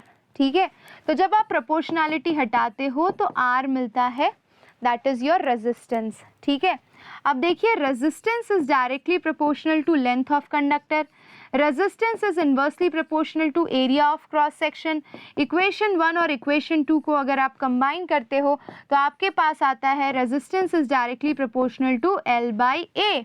जिससे आप शॉर्ट में लिखते हो R is equals to rho L by A, where rho is your resistivity, rho is your resistivity. Resistivity को हम और क्या कहते हैं बच्चों? We call them as, my dear कबूतर्स, क्या कहते हैं भाई? Specific resistance. Rho is also known as specific resistance. Amazing. किसी को कोई डाउट है यहाँ तक? बिल्कुल भी नहीं होना चाहिए, कॉन्सेप्ट एकदम क्लियर होना चाहिए। एसआई यूनिट लिख लो। एसआई यूनिट, इसको हम एक्सप्रेस करते हैं ओम मीटर के अंदर या फिर ओम सेंटीमीटर के अंदर। Problem sorted. Next concept, let's talk about conductance. Resistance का उल्टा। कितनी आसानी से कोई कंडक्टर किसको फ्लो होने देता है? करंट को फ्लो होने देता है, तो उसे हम कंडक्टेंस बोलते हैं, जिसे हम सी साइन से डिनोट करते हैं। Mathematically your conductance is reciprocal of resistance. Reciprocal यानी कि उल्टा। ये खत्म, ये भी क्लियर हो गया। कंडक्टेंस की एसआई यूनिट क्या होती है बच्चों? कंडक्टेंस की एसआई यूनिट क्या होती है? हाँ, वेरी गुड। कंडक्टेंस की एसआई यूनिट होती है ओम रेस टू -1, जिसे आप OHM रेस टू -1 भी लिख सकते हैं, या फिर आप इस तरीके से लिख सकते हैं, मोह लिख सकते हैं, या फिर आप एक और यूनिट लिख सकते हैं, साइमन। क्या लिख सकते हैं बच्चों? Siemens is also SI unit. Clear है? Okay, I can write it here as 1 siemens is equals to 1 ohm raise to -1। Finish. Conductance is also done. Next is conductivity, यानी कि आपका कप्पा।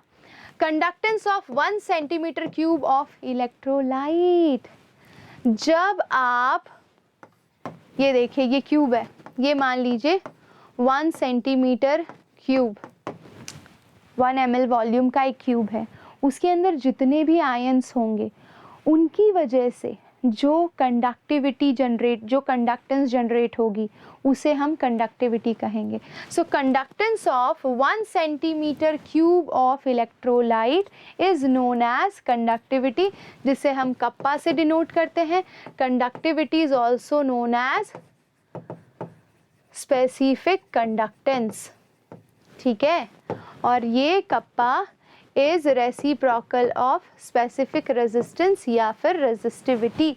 खत्म। ओके, नेक्स्ट आ जाते हैं molar conductivity. What is molar conductivity बच्चों? Lambda m से denote करते हैं हम मोलार कंडक्टिविटी को। थोड़ा इसका डेफिनेशन टिपिकल है। So basically the conductance of solution, the conductance of solution which is kept which is kept 1 unit apart, having area of cross section,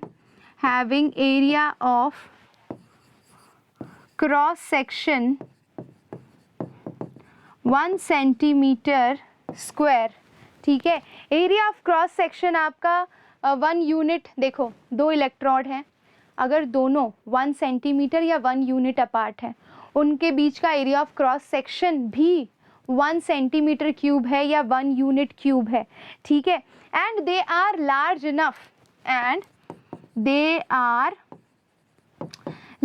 enough to accommodate 1 mole of electrolyte, then that conductance is known as molar conductivity. The conductance of solution, ठीक है, ये देखिए ये एक solution है जिसके अंदर rod placed है, ये रॉड के बीच में 1 यूनिट अपार्ट डिस्टेंस है, area of cross section 1 centimetre cube है, और ये 1 मोल ऑफ इलेक्ट्रोलाइट ऑक्यूपाई करते हैं। ऐसी सिचुएशन में जो कंडक्टेंस जनरेट होती है उसे हम कहते हैं मोलार कंडक्टिविटी। ठीक है, ठीक है, वेरी गुड। चलिए, this concept is also done. अब अगला है measurement of conductivity of ionic solution. आप बोलोगे कि मैम अगर मुझे किसी भी रैंडम आयोनिक सॉल्यूशन यानी मेरे पास NaCl है, मुझे उसकी कंडक्टिविटी मेजर करनी है तो मैं कैसे करूँगा?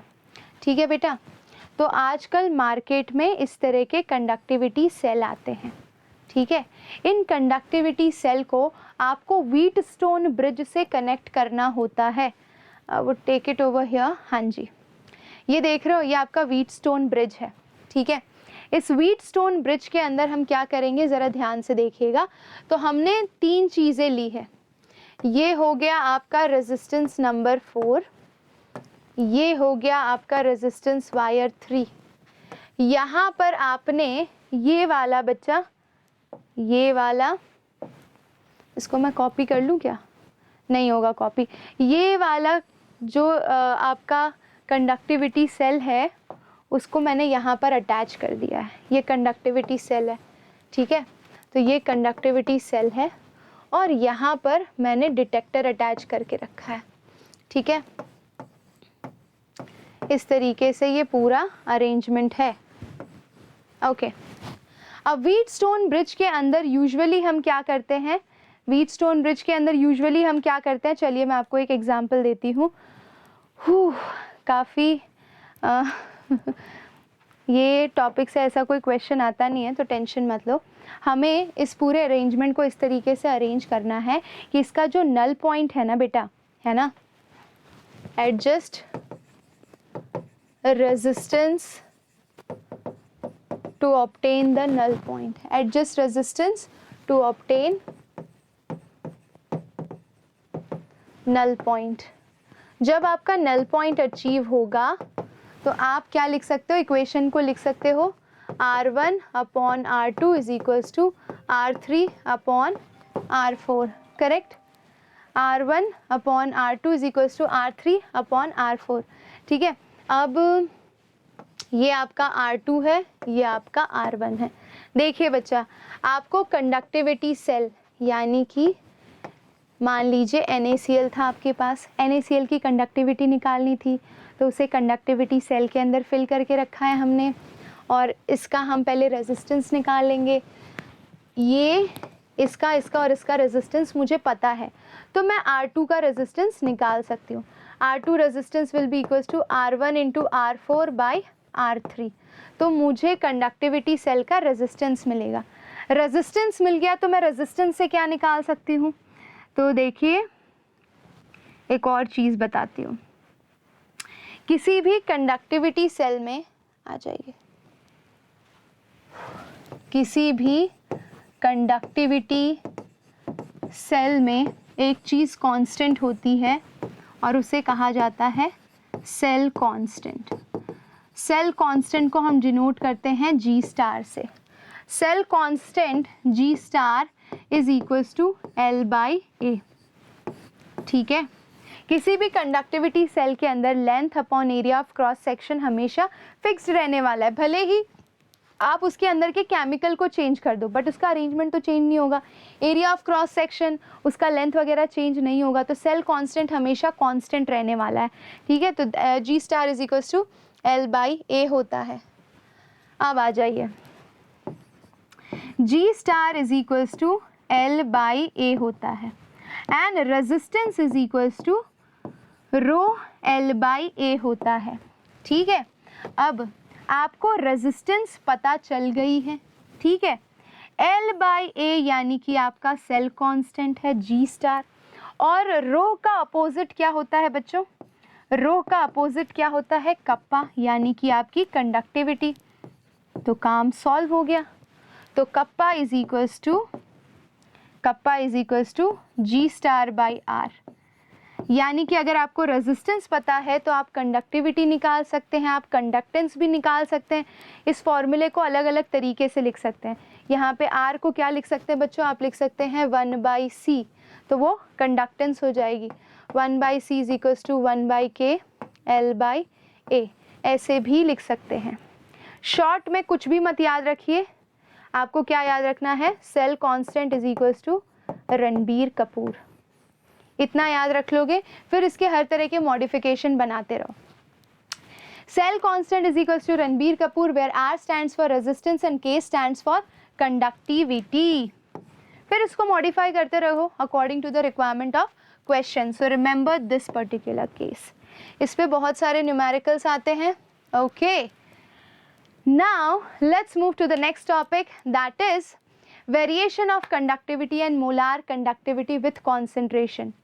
शॉर्ट में 3 से 4 पॉइंट बताऊंगी, वो याद रख लो, ठीक है। सबसे पहले बात करते हैं कंडक्टिविटी यानी कि कप्पा की, ठीक है। कंडक्टिविटी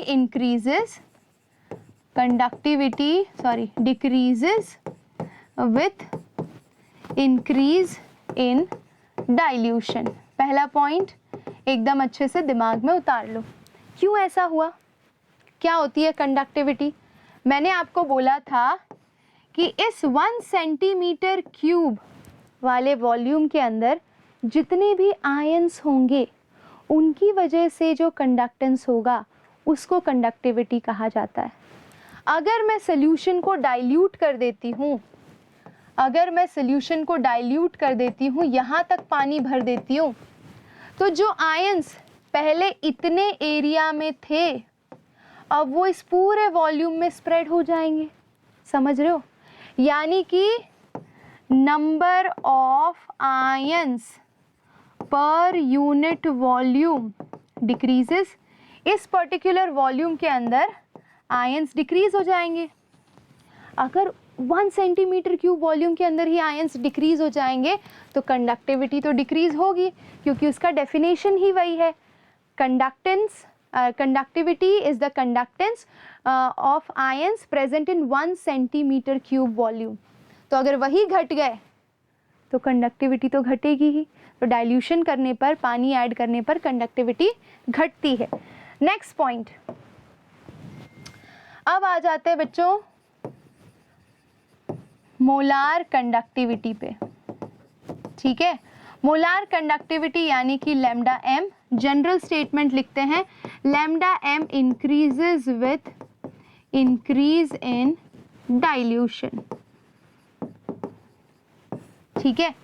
अब इस चीज को हम 2 कैटेगरी में समझेंगे। पहला केस है स्ट्रॉन्ग इलेक्ट्रोलाइट और दूसरा केस है बच्चों weak electrolyte.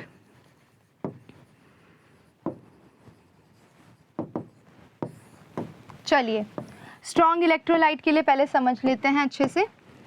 Okay, molar conductivity ऐसे भी बढ़ रही है डाइल्यूशन करने पर, सब में दिख रहा है। ये देखो स्ट्रॉन्ग इलेक्ट्रोलाइट है, डाइल्यूशन हो रहा है, मतलब मैं अगर इधर से इधर जा रही हूँ ग्राफ में तो डाइल्यूशन हो रहा है, और इधर से इधर लैम्डा m बढ़ रहा है, ठीक है। KCl स्ट्रॉन्ग इलेक्ट्रोलाइट है, तो इनिशियली इसका लैम्डा m यहाँ पर था, जैसे जैसे डाइल्यूशन करते गए इसका लैम्डा m यहाँ पर चला गया, इंक्रीज हुआ है। ये देखिए ये वीक इलेक्ट्रोलाइट है, इनिशियली इसका कॉन्सेंट्रेशन यहाँ पे है, बाद में इसका कॉन्सेंट्रेशन यहाँ पर है। यानी इन जनरल अगर मैं लिखूँ एक स्टेटमेंट कि लैम्डा m इंक्रीज हो रहा है with increase in dilution. Strong electrolyte के लिए lambda m is already high. क्यों लैम्डा m ऑलरेडी हाई है? KCl का देखो ग्राफ ही यहाँ से शुरू हो रहा है, वीक इलेक्ट्रोलाइट का बच्चा यहाँ से शुरू हो गया। यहाँ पे ले लेते हैं CH3COONA, ठीक है। ये स्ट्रॉन्ग इलेक्ट्रोलाइट है, इसकी वैल्यू यहाँ से शुरू हो रही है, यहाँ से, और वीक की यहाँ से शुरू हो रही है। तो lambda m is already high because they get completely ionized, they get completely ionized। जैसे कि अगर मेरे पास KCl है तो KCl K plus plus Cl minus में completely आयोनाइज हो ही जाता है। तो स्टार्टिंग से उसके अंदर नंबर ऑफ आयंस बहुत ही ज़्यादा है। अगर नंबर ऑफ आयंस हाई होंगे बच्चों तो लैम्डा m ऑलरेडी हाई होगा। वीक इलेक्ट्रोलाइट में क्या प्रॉब्लम है? वीक इलेक्ट्रोलाइट क्या करते हैं बच्चों? They get partially ionized. Partially ionize होते हैं। अगर पार्शियली आयोनाइज होंगे that means they possess less number of ions initially, और आयंस ही कम होंगे तो लैम्डा एम इज लो, है ना, इनिशियली। ओके, अब क्वेश्चन ये आता है कि भैया अगर KCl ऑलरेडी 100% डिसोसिएटेड है तो फिर इसका लैम्डा एम बढ़ कैसे रहा है? यहीं पे उसकी मैक्सिमम वैल्यू आ जानी चाहिए, फिर इसका लैम्डा एम बढ़ा कैसे? वेरी सिंपल, आ जाइए पॉइंट नंबर 2 देखते हैं। तो अगर मैं KCl की बात करूं तो ये है एक स्ट्रॉन्ग इलेक्ट्रोलाइट। जो स्ट्रॉन्ग इलेक्ट्रोलाइट होता है बेटा, भले ही वो कंप्लीटली आयोनाइज हो जाए बट फिर भी क्या होगा, ये कंटेनर है, ये Na+ है, ये Cl- है, ये Cl- है, ये Na+ है। अगर आयंस एक दूसरे के आसपास होंगे तो उनके बीच में क्या एग्जिस्ट करेगा? Inter ionic interaction. इस इंटर आयोनिक इंटरैक्शन की वजह से they have slow speed, move नहीं कर पा रहे हैं इजीली, है ना। अपार्ट फ्रॉम गेटिंग आयोनाइज हो चुके हैं लेकिन फिर भी इजीली मूव नहीं कर पा रहे। Na+ और Cl- इजीली मूव नहीं कर पा रहे क्योंकि उनके बीच में आपस में अट्रैक्शन है। तो अब हम क्या करेंगे इनके साथ? हम इनका कैरी आउट करेंगे डाइल्यूशन। क्या करेंगे? On dilution inter ionic interaction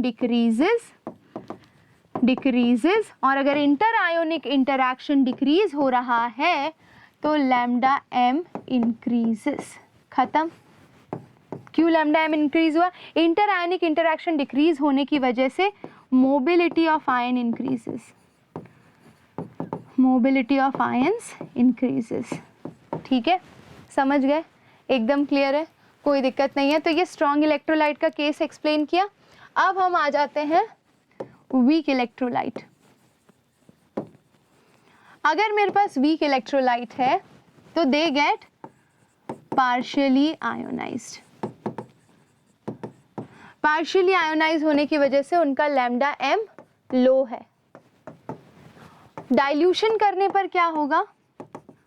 on dilution क्या होगा सोचो? डाइल्यूशन करने पर इनका आयोनाइजेशन इंक्रीज होगा। जैसे ही नंबर ऑफ आयंस इंक्रीज होंगे ऑल्सो मोबिलिटी भी उनकी इंक्रीज होगी, मोबिलिटी भी इंक्रीज होगी तो उसका लैम्डा एम भी इंक्रीज होगा। खत्म। तो डाइल्यूशन करने पर वीक इलेक्ट्रोलाइट के केस में आयोनाइजेशन बढ़ता है, नंबर ऑफ आयंस बढ़ते हैं, उनकी मोबिलिटी बढ़ती है और इसीलिए लैम्डा एम इंक्रीज होता है। स्ट्रॉन्ग इलेक्ट्रोलाइट में कंप्लीट आयोनाइज होते हैं वो ऑलरेडी। डाइल्यूशन करने पर इंटर आयोनिक इंटरैक्शन डिक्रीज होता है, मोबिलिटी बढ़ती है और इसीलिए लैम्डा एम बढ़ता है। ठीक है, इन शॉर्ट ये देखिए, इसके अंदर मोबिलिटी बढ़ने की वजह से ये थोड़ा सा इंक्रीज दिख रहा है, और अगर यही चीज़ आपका एक वीक इलेक्ट्रोलाइट है तो इसकी वैल्यू अचानक से बहुत ज़्यादा बढ़ जा रही है। अचानक से बढ़ने के पीछे का रीज़न मैंने आपको बता दिया। अब दिक्कत क्या है? अगर आप मान लो सोल्यूशन को डाइल्यूट करते गए तो एक पॉइंट ऐसा आएगा कि आपने इन्फिनाइट टाइम डाइल्यूट कर दिया, कंप्लीट डाइल्यूशन कर दिया। कंप्लीट डाइल्यूशन करने पर स्ट्रॉन्ग इलेक्ट्रोलाइट की वैल्यू क्या होगी? तो वो वैल्यू आप कैसे कैलकुलेट कर सकते हैं? इस ग्राफ को स्ट्रेट बनाते जाइए, जहाँ पर ये वाई एक्सिस को काटेगा ना, वो पॉइंट होता है लैम्डा एम नॉट, यानी कि molar conductivity at infinite dilution. Molar conductivity at infinite dilution. तो मैं स्ट्रॉन्ग इलेक्ट्रोलाइट का लैम्डा एम नॉट तो निकाल सकती हूँ क्योंकि वो वाई एक्सिस को कट कर रहा है, लेकिन वीक इलेक्ट्रोलाइट के केस के लिए लैम्डा एम नहीं निकाला जा सकता। क्यों? क्योंकि वो वाई एक्सिस के पैरेलल रन करता है, वो लाइन कभी मीट होगी ही नहीं। अगर वो लाइन कभी मीट होगी ही नहीं तो उसका लैम्डा एम नॉट आप कैसे कैलकुलेट करेंगे? तो यहाँ पर देख लीजिए, ये पॉइंट मैं आपको मेंशन कर देती हूँ। Lambda M not of weak electrolyte cannot be calculated as the graph runs parallel to y axis। ठीक है, तो अब अगर मुझे वीक इलेक्ट्रोलाइट का लैम्डा एम नॉट निकालना है तो मुझे उसके लिए किस पे मूव करना पड़ेगा? कोलरैश लॉ पे। चलिए आ जाइए, देखते हैं कोलरैश लॉ। ठीक है, ये रहा, ये कोलरैश लॉ का ही हेडिंग है आई गेस। हाँ, स्पेलिंग के लिए पार्डन कर दीजिएगा, Kohlrausch RAUSCH, Kohlrausch law. According to Kohlrausch law बेटा, ऐसा नहीं है कि कोलरैश लॉ सिर्फ वीक इलेक्ट्रोलाइट का लैम्डा एम नॉट निकालने के लिए यूज़ होता है, स्ट्रॉन्ग के लिए भी यूज़ कर सकते हैं। According to Kohlrausch law, the limiting molar conductivity is the sum of limiting molar conductivity of individual ions, molar conductivity of individual ions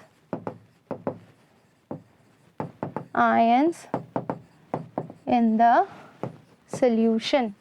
very simple. अब इसको समझते हैं क्या है। ओके, देखिए ध्यान से, अगर मैं बोल रही हूँ कि मुझे लिमिटिंग मोलार कंडक्टिविटी या फिर molar conductivity at infinite dilution किसका निकालना है?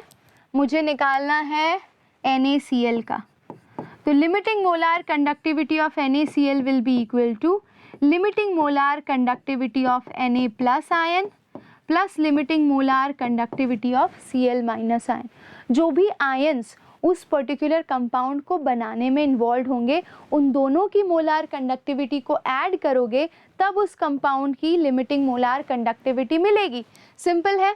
अगर आपको यहाँ पर ये टेबल दिया है, ठीक है, और आपको कहा गया है, चलिए यूजुअली इसमें क्वेश्चंस कैसे आते हैं, अगर आपको BaCl2 का लिमिटिंग मोलार कंडक्टिविटी निकालना है तो पहले इसका आयोनाइजेशन आना चाहिए, Ba2 प्लस 2Cl माइनस। तो इसके लिए इक्वेशन कैसे लिखेंगे ज़रा ध्यान से देखिएगा। Lambda M not of BaCl2 will be equals to lambda M not of Ba2 plus 2 times lambda M not of Cl minus. समझ रहे हो? जो भी कोफिशिएंट होगा वो आपको यहाँ पर मेंशन करना है। That's all. कई बार क्वेश्चन इतने ही सिंपल होते हैं, Ba2 प्लस की वैल्यू दी होती है, Cl माइनस की वैल्यू दी होती है, दोनों को रखना होता है, कैलकुलेशन करो, problem sorted. That's all about Kohlrausch law. Okay, अब कोलरैश लॉ के कुछ एप्लीकेशंस देखेंगे फट से, 2 मिनट लगेंगे जल्दी जल्दी, उसके बाद हम लास्ट टॉपिक वाइंड अप करेंगे। देखिए कोलरैश लॉ को किन चीज़ों के लिए इस्तेमाल किया जाता है?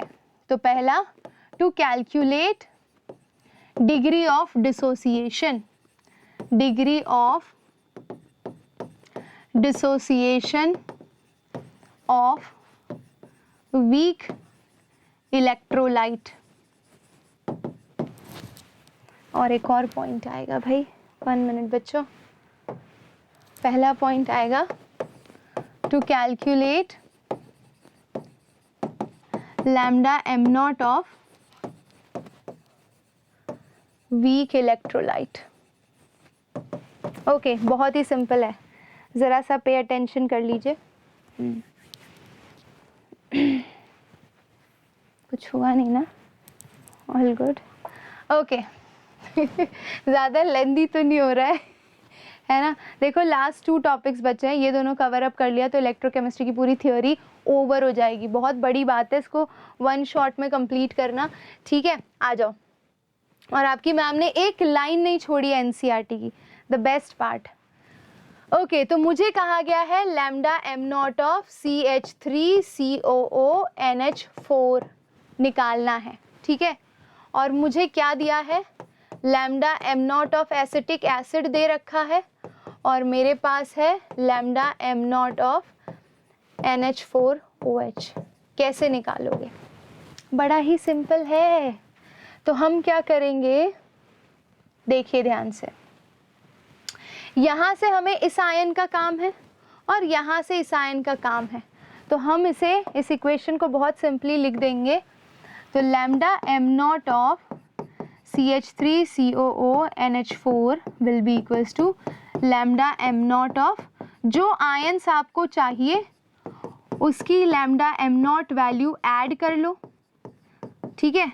ये चाहिए मुझे और ये चाहिए, तो इन दोनों को ऐड कर लिया, और जो नहीं चाहिए उसे सब्ट्रैक्ट कर लो। क्या नहीं चाहिए आपको, OH, और यहाँ से H और यहाँ से OH, यानी कि lambda M not of water आप इधर से सब्ट्रैक्ट कर लोगे, ठीक है, minus lambda M not of water, खत्म। तो आप किसी भी वीक इलेक्ट्रोलाइट का लैम्डा एम नॉट निकाल सकते हैं ऐसे ही, वेरी सिंपल। चलिए सेकंड पे आ जाते हैं, और वो है to calculate degree of dissociation. किसी भी HA टाइप ऑफ एसिड को वाटर में डालोगे तो वो क्या देगा बच्चों, H3O plus A-। Week electrolyte है, कभी भी कंप्लीट आयोनाइजेशन नहीं होता है, पार्शियली आयोनाइज होता है। तो कितना आयोनाइज होता है, मान लीजिए इसका इनिशियल कॉन्सेंट्रेशन था C, इसका 0, इसका 0। मान लीजिए ये इलेक्ट्रोलाइट अल्फा अमाउंट में डिसोसिएट हुआ, तो हम उसके कॉन्सेंट्रेशन से अल्फा को मल्टीप्लाई करते हैं, तो ये C अल्फा जनरेट हुआ, ये C अल्फा जनरेट हुआ, तो ये कितना हो जाएगा, C माइनस C अल्फा। तो आप इसका क्या निकालेंगे बच्चों, Ka is equals to C alpha into C alpha upon C minus C alpha, ठीक है। तो I will write it here as Ka is equals to C square alpha का square upon C 1 minus alpha, C से C cancel, तो K is equals to C alpha square upon 1 minus alpha. ये हो गया dissociation constant. Dissociation constant निकालने के लिए ये वैल्यू यूज़ कर सकते हो। डिग्री ऑफ डिसोसिएशन निकालने के लिए आप क्या यूज़ कर सकते हो, अल्फ़ा। अल्फ़ा क्या है बच्चों आपका, degree of dissociation, that is equals to lambda M at any concentration. क्या लिखोगे बच्चों यहाँ पर, lambda M at any concentration upon limiting molar conductivity, यानी लैम्डा एम नॉट। ये हो गया आपका फाइनल फॉर्मूला। इस फॉर्मूले को यहाँ पर भी आप अल्फ़ा की वैल्यूज़ में प्लेस कर सकते हो, बट आई वुड सजेस्ट कि जब भी कोई न्यूमेरिकल सॉल्व करो आप, तो अल्फ़ा की वैल्यू पहले रख के निकाल लो और फिर उसको यहाँ पर प्लेस करो, यहाँ पर प्लेस करो, तो आपका कैलकुलेशन ईजी होगा। तो alpha is your degree of dissociation and Ka is your dissociation constant. ख़त्म, सारी थ्योरी ख़त्म हो गई है यहाँ पर। Now we are heading towards the very last topic of our today's chapter, that is electrolytic cell and electrolysis. What is electrolytic cell बच्चा?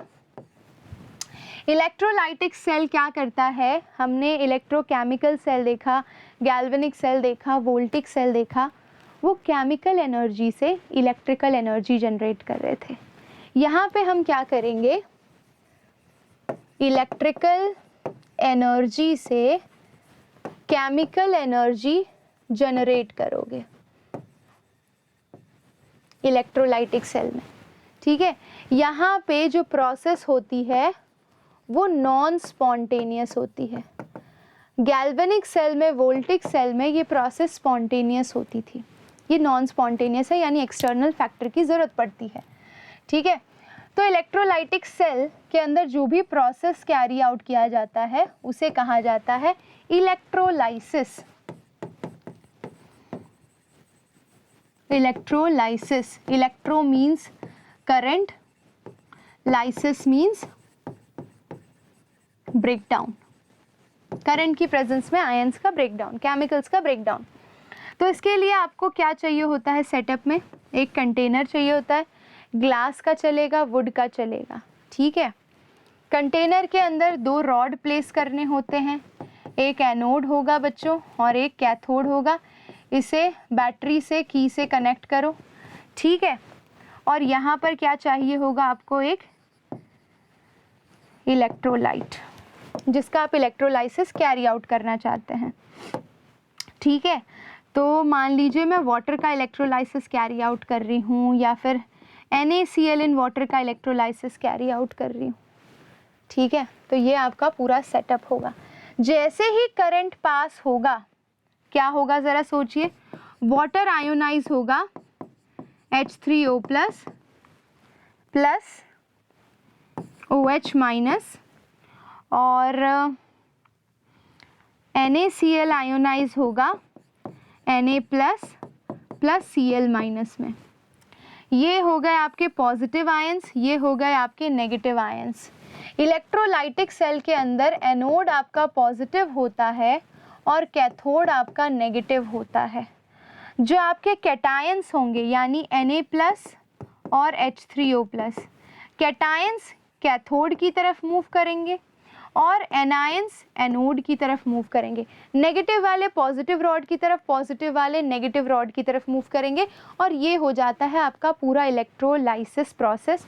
इस प्रोसेस से हम क्लोरीन ऑब्टेन कर सकते हैं, सोडियम मेटल ऑब्टेन कर सकते हैं, हाइड्रोजन गैस ऑब्टेन कर सकते हैं। पर किस रॉड पे क्या प्रोडक्ट आएगा वो आपकी एग्ज़ाम में आने वाला है। 3 से 4 टॉपिक्स हैं जो मैं आपको एक टेबुलर फॉर्म में फट से बता दूंगी बिना किसी प्रॉब्लम के। एक लास्ट टेबल लूँगी and that's all about the chapter. ठीक है, कन्फ्यूजन कहाँ होती है वो बता देती हूँ। ये जो आप पॉजिटिव आयन देख रहे हैं ना, अगर वाटर भी और NaCl भी है तो मेरे पास 2 पॉजिटिव आयन है, H3O+ भी है और Na+ भी है। तो सोडियम इवॉल्व होगा कि हाइड्रोजन गैस इवॉल्व होगा, ये कैसे पता चलेगा? यानी कि आपका कैथोड का प्रोडक्ट क्या होगा ये कैसे पता चलेगा? तो यही हम आगे के टेबल में फटाफट से कवर करते हैं। So yes Daniel, can you please help me out? Please pause it so that हम आपको एक प्रॉपर टेबल दे सकें और हम इसमें ज़्यादा टाइम वेस्ट ना करें। ठीक है, NaCl में आपका NaCl Na+ and Cl- ion में कन्वर्ट होगा, water H+ and OH- ion में कन्वर्ट होगा।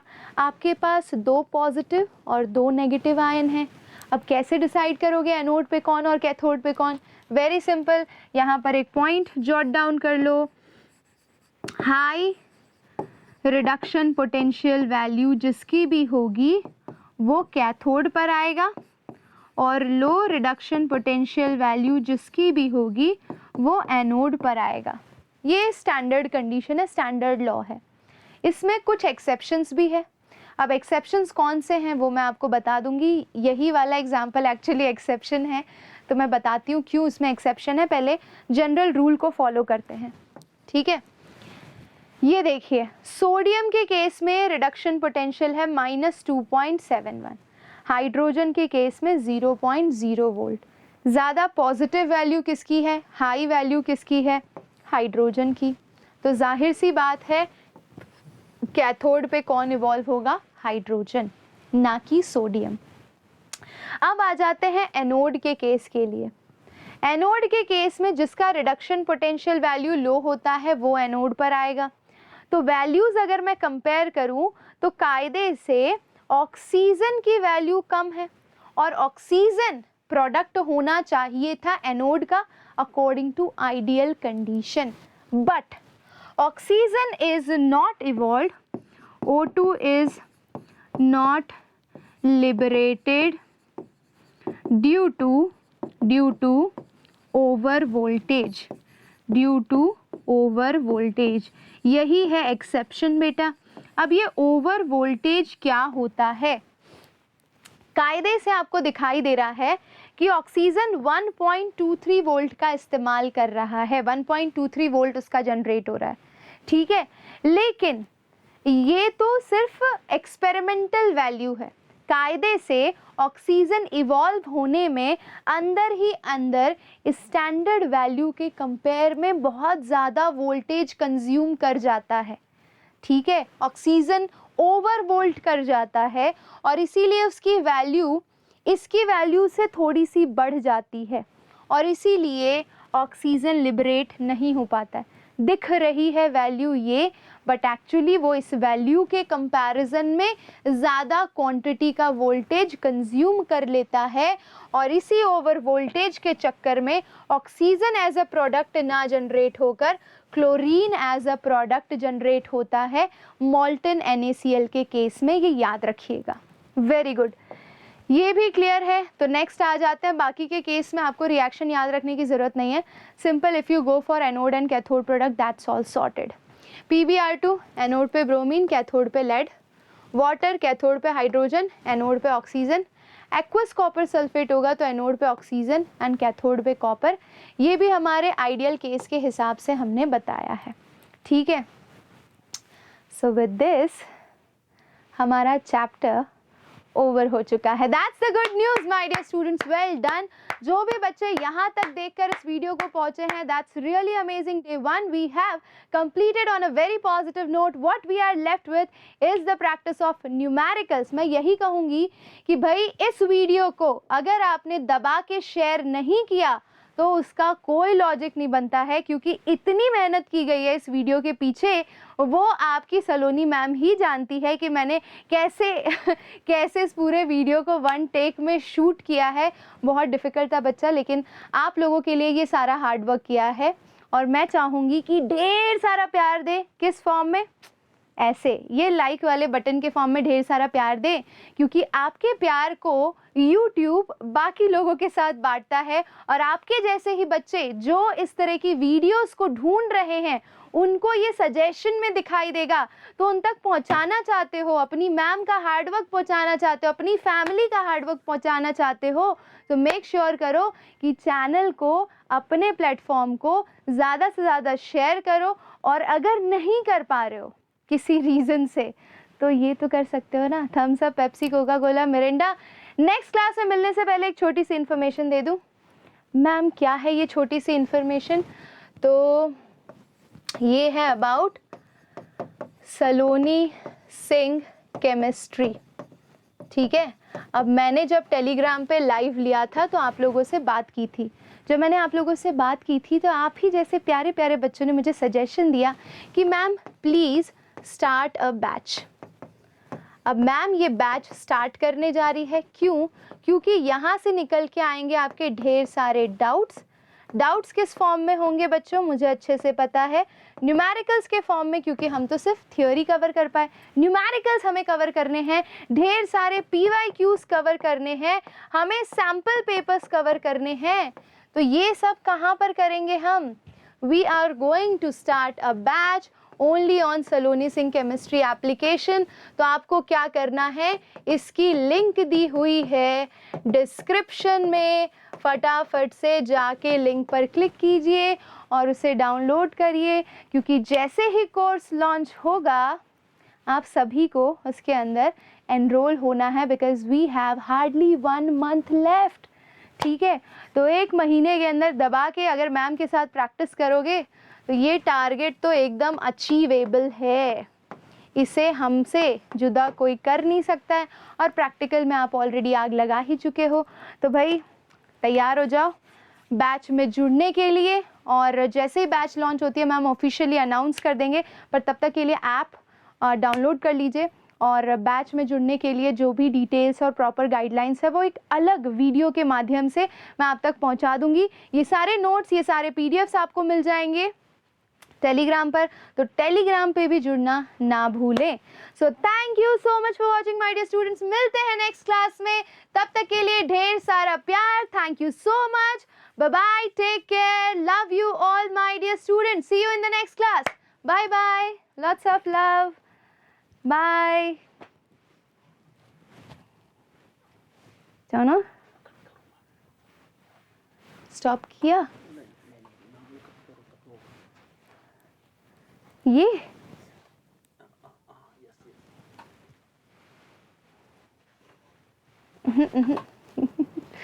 ये भी हम ही कर लेते हैं।